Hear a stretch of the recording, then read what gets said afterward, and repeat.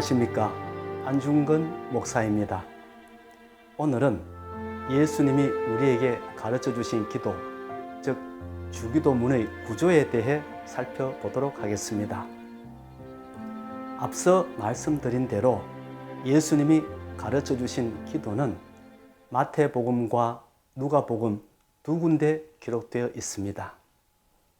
그리고 이 두 복음서에 있는 주기도문은 배경도 약간 다르게 설명되어 있지만 구조도 조금 다릅니다. 그래서 오늘 이 시간에는 두 복음서에 있는 주기도문의 구조에 대해 살펴보겠습니다. 오늘 강의에 사용된 주기도문은 한글 개역 개정판 성경에 있는 본문이 아니고 제가 헬라어 성경에서 직접 번역한 것임을 미리 알려드립니다.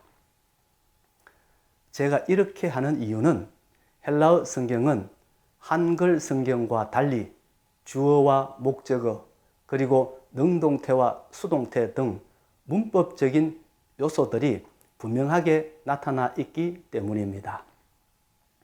먼저 마태복음의 주기도문을 보겠습니다. 마태복음의 주기도문은 하늘에 계신 우리 아버지여 하고 기도의 대상인 하나님을 부르는 것으로 시작합니다. 그리고 이어서 6개의 청원들이 나옵니다. 6개의 청원들은 3개의 당신 청원들과 3개의 우리 청원들로 구성되어 있습니다. 3개의 당신 청원들이란 하나님을 위한 청원들, 즉 당신의 이름이 거룩히 여김을 받으소서, 당신의 나라가 임하게 하소서, 당신의 뜻이 이루어지게 하소서 하는 청원들을 말합니다. 3개의 우리 청원들이란 우리를 위한 청원들, 즉 오늘 우리에게 일용할 양식을 주옵소서, 우리 죄를 용서하여 주옵소서, 우리를 시험에 빠지지 않게 하옵소서 하는 청원들을 말합니다. 그러고 나서 마지막에 송영으로 구성되어 있습니다. 송영은 영광송이란 뜻인데 기도의 앞이나 뒤에 붙이는 찬양을 말합니다. 그런데 누가복음의 주기도문은 기도의 대상인 하나님을 부를 때 마태복음과 달리 그저 아버지여 하고 부릅니다. 그리고 3개의 당신 청원 가운데 하나가 빠지고 2개의 청원만 있습니다. 당신의 뜻이 이루어지게 하소서 하는 청원이 없습니다. 그리고 송영은 아예 없습니다.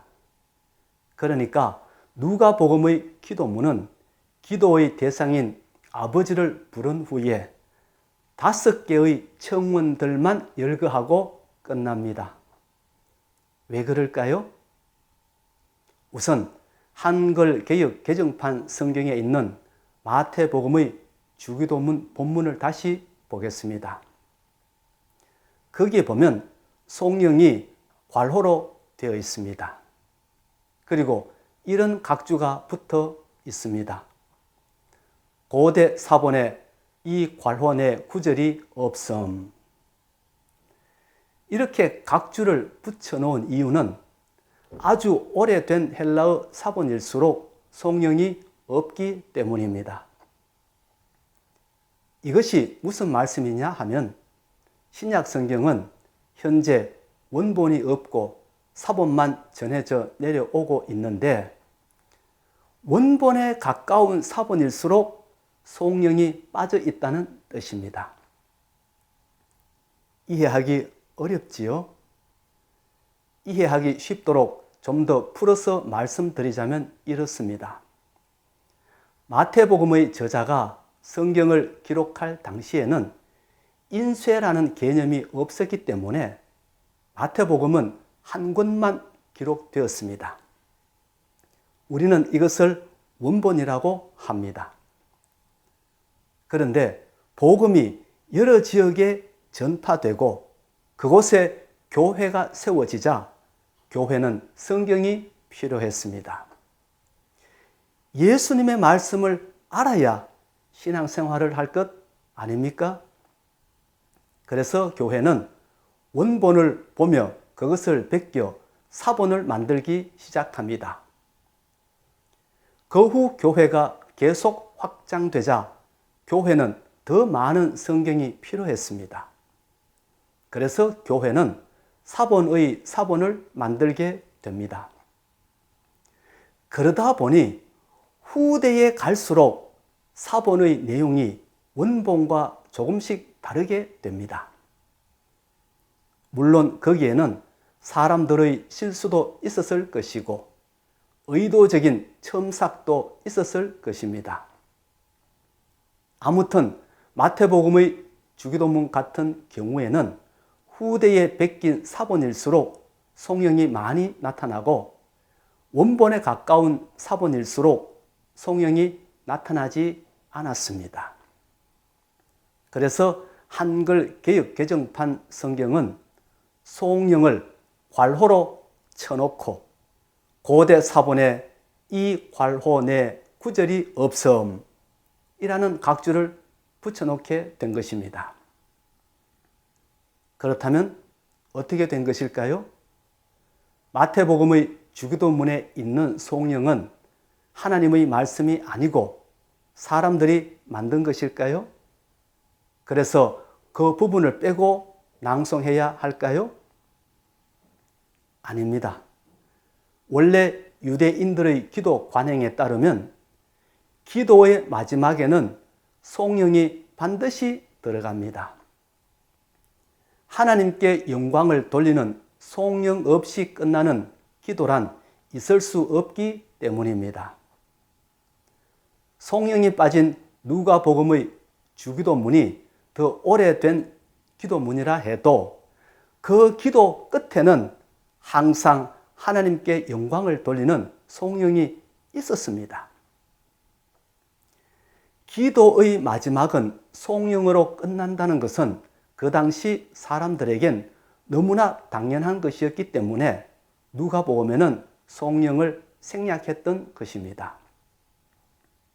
그러나 복음이 확장되면서 유대인들의 기도 관행을 알지 못했던 이방인들이 점차 교회 안에 많아지게 되고 그래서 기도할 때 성령을 빼고 기도하는 경우가 많아서 이것을 바로잡을 필요가 있었습니다. 그래서 기도 마지막에는 하나님의 이름에 영광을 돌리는 성령으로 마무리해야 한다는 것을 가르치기 위해 마태복음의 저자는 그의 복음서에 성령을 기록해 놓았던 것입니다. 그리고 마태복음에는 아버지여 앞에 하늘에 계신이라는 분사절이 있지만 누가복음에는 그 분사절이 없습니다. 그냥 아버지여라는 부름만 있습니다. 왜 그럴까요? 원래 예수님은 기도할 때 하나님을 아빠라고 불렀습니다.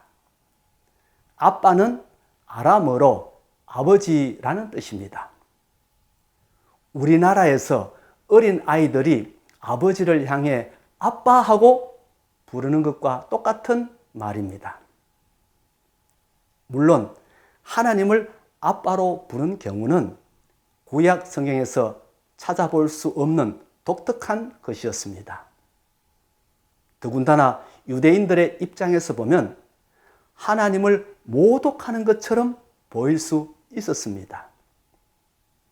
그럼에도 불구하고 예수님은 기도하실 때 하나님을 아빠로 불렀고 이것을 제자들에게도 가르쳤습니다.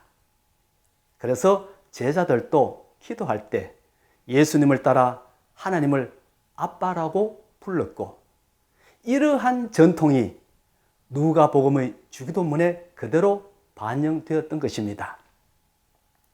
그렇다면 마태는 왜 누가복음과 달리 그의 복음서에 하늘에 계신이라는 수식어를 넣었을까요?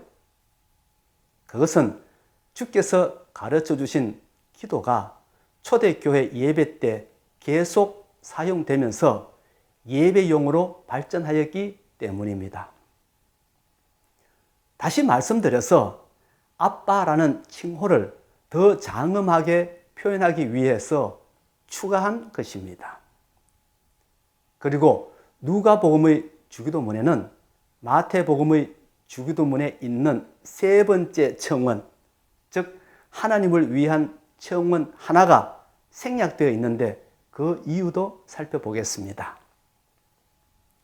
그 이유는 세 번째 당신 청원인 당신의 뜻이 이루어지게 하소서 하는 청원과 두 번째 당신 청원인 당신의 나라가 임하게 하소서 하는 청원이 같은 내용이기 때문입니다. 다시 말씀드려서 당신의 뜻이 이루어지게 하소서 하는 청원은 당신의 나라가 임하게 하소서 하는 청원을 부연한 것에 불과하기 때문입니다. 왜냐하면 영원한 하나님의 나라는 이 세상 나라와 달리 하나님의 뜻이 온전히 이루어지고 있는 나라이기 때문입니다. 즉 하나님의 통치가 온전히 이루어지고 있는 나라이기 때문입니다. 그러나 땅 위에 있는 이 세상은 지금 사탄이 하나님의 통치권을 찬탈해서 우리에게 자꾸만 죄를 짓도록 하고 그 죄의 대가로 고난과 죽음을 삭스로 주고 있는 곳이기 때문에 하나님의 뜻이 온전히 이루어지지 않고 있습니다.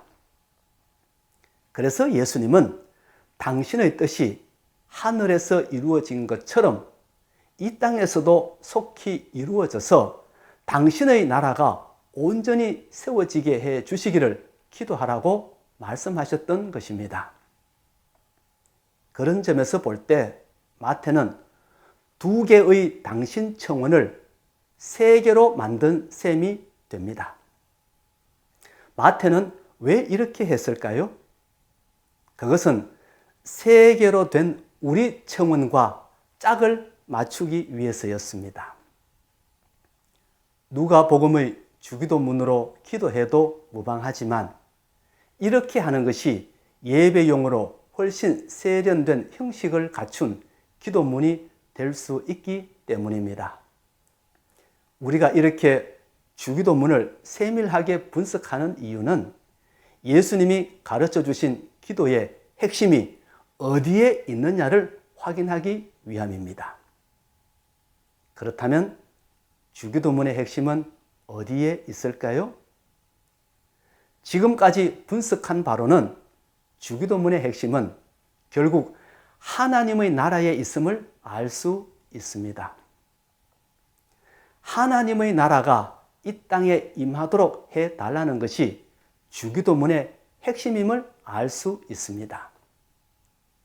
왜냐하면 당신을 위한 세 가지의 청원이나 우리를 위한 세 가지의 청원이나 모두 하나님의 나라가 이 땅에 임하면 해결될 문제이기 때문입니다. 이 땅에 하나님의 나라가 임하게 되면 하나님의 이름이 거룩히 여김을 받게 될 것이고 하나님의 뜻이 이루어질 것이고 우리의 먹고 마시는 문제들이 해결될 것이고 시험과 악에서 보호받게 될 것이기 때문입니다. 그런 점에서 볼 때 주기도문은 예수님이 산상에서 가르쳐 주신 말씀 가운데 그런즉 너희는 먼저 그의 나라와 그의 의를 구하라. 그리하면 이 모든 것을 너희에게 더하시리라. 그 말씀과 일맥상통함을 알 수 있습니다. 여러분, 성경은 영원하신 하나님께서 자신의 뜻과 계획을 시간과 공간이 지배하는 이 세상 안에 있는 우리에게 특별히 보여주시고 직접 들려주신 계시입니다. 그래서 성경을 특별 계시 혹은 직접 계시라고 합니다. 물론 하나님은 자신이 창조하신 우주 만물을 통해서도 자신의 존재를 모든 사람에게 간접적으로 보여주십니다. 이것을 가리켜 간접 계시 혹은 일반 계시라고 합니다. 그래서 자연을 유심히 관찰하는 사람도 하나님의 존재를 발견할 수 있습니다.